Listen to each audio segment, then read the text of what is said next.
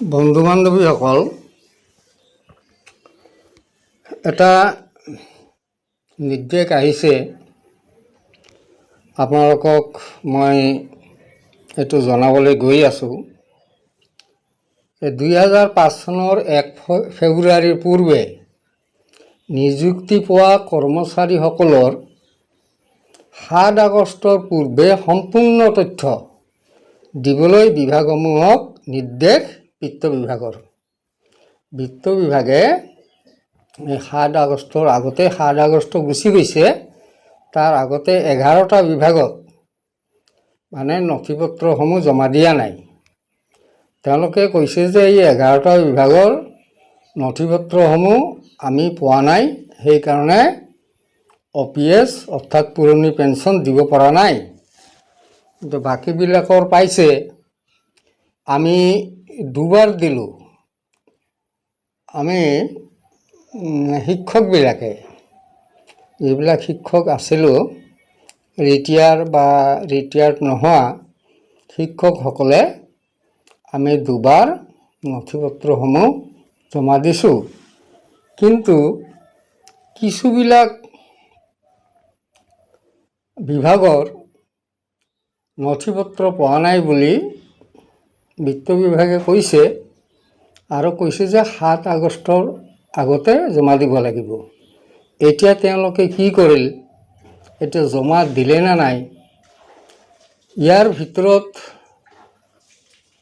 পৰিব মুখ্যমন্ত্ৰীৰ সচিবালয়ৰ উপৰি কৃষি, সীমান্ত সুৰক্ষা আৰু উন্নয়ন, সমবায়, সাংস্কৃতিক পৰিক্ৰমা, ৰাজ্যপালৰ সচিবালয়, গৃহ আৰু নগৰ পৰিক্ৰমা, Assam state commission for right to public services, শক্তি বিভাগ, জনস্বাস্থ্য কাৰিকৰী আৰু বড়োলেণ্ড কল্যাণ বিভাগ। এই 11টা বিভাগৰ নথিপত্ৰ পোৱা নাই বুলি কৈছে। 2005 চনৰ 1 ফেব্ৰুৱাৰীৰ পূৰ্বে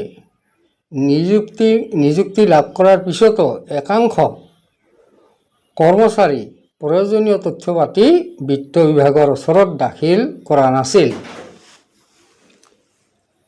উক্ত বিভাগসমূহে ফলত সেই কৰ্মচাৰীসকলক আজিলৈকে অন্তৰ্ভুক্ত হোৱা নাই OPS ব্যৱস্থাত, আৰু সেইকাৰণে আজিলৈকে তেওঁলোকে হয়তো OPS ব্যৱস্থাত অন্তৰ্ভুক্ত হোৱা নাই। এনে প্ৰেক্ষাপটত 27 জুলাইত সংশ্লিষ্ট বিভাগসমূহৰ আয়ুক্ত সচিবৰ লগতে অন্যান্য বিষয়াসকলে বিশেষ বৈঠক এখন অনুষ্ঠিত কৰিছিল। উক্ত বৈঠকত বিষয়টো আলোচনা কৰাৰ লগতে 2005 চনৰ 1 ফেব্ৰুৱাৰীৰ পূৰ্বে নিযুক্ত সকলো কৰ্মচাৰীৰ তথ্য বিভাগসমূহক দাখিল কৰিবলৈ নিৰ্দেশ দিয়া হয়।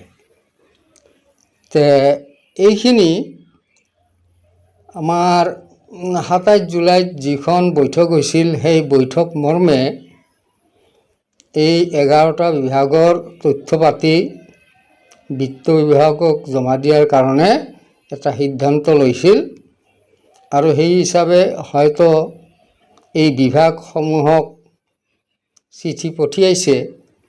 যদি বিভাগসমূহে এই যিবিলাক নথিপত্ৰ দিব দিছে সেইখিনি দিয়ে, হয়তো পুৰণি পেঞ্চন হোৱাৰ এটা আশা আছে। আমি আজি পুৰণি পেঞ্চন কৈ কিমান হাবাথুৰি খাইছোঁ, কিমান আন্দোলন কৰি আছোঁ। আমাৰ দিল্লীত যন্তৰ মন্তৰ আৰু ৰামলীলা ময়দানত প্ৰায়ভাগে আমাৰ আন্দোলন চলি আছে, কিন্তু একো হোৱা নাই। কিন্তু আমাৰ চৰকাৰখনে ইয়াৰ আগতো কৈছিলে যে 2005 চনৰ আগৰ যিসকল নিযুক্তি হৈছিল বা তেওঁলোকৰ এডভাৰটাইজমেণ্টৰ কপি আছে, কিবা কাৰণত তেওঁলোকে 2005 চনৰ পিছত নিযুক্তি হ'ব লগা হ'ল, তেওঁলোকক পুৰণি পেঞ্চনৰ আওতালৈ অনা হ'ব। কিন্তু আজিলৈকে পুৰণি পেঞ্চন দিয়া নহ'ল। আমি দুবাৰ নথি পত্ৰ জমা দিলোঁ, তথাপি দিয়া নাই। এতিয়া এওঁলোকৰ মতে কৈছে যে 11টা বিভাগে নথি পত্ৰ জমা দিয়া নাই, যাৰ ফলত পুৰণি পেঞ্চন দিব পৰা নাই। এইবাৰ যদি 7 তাৰিখ আমাৰ এটা নিৰ্দিষ্ট সময় ধৰি দিছে, আগষ্টৰ 7 তাৰিখ, এই 7 তাৰিখৰ আগতে যদি বিভাগসমূহে এই নথি পত্ৰসমূহ পঠিয়ায়, হয়তো পুৰণি পেঞ্চন হোৱাৰ এটা আশা আছে।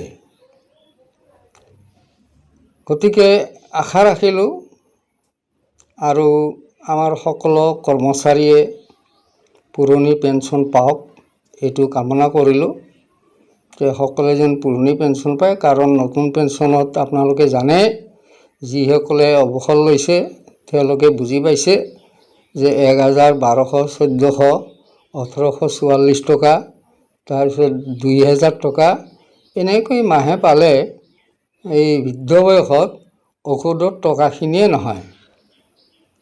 সেয়ে পুৰণি পেঞ্চন হ'লে এইকেইটা দিন কোনোমতে চলিব পৰা যাব, তাকে আশা কৰিলোঁ যেন পুৰণি পেঞ্চন হয়। গতিকে আজিলৈ ৰাখিছোঁ, ধন্যবাদ।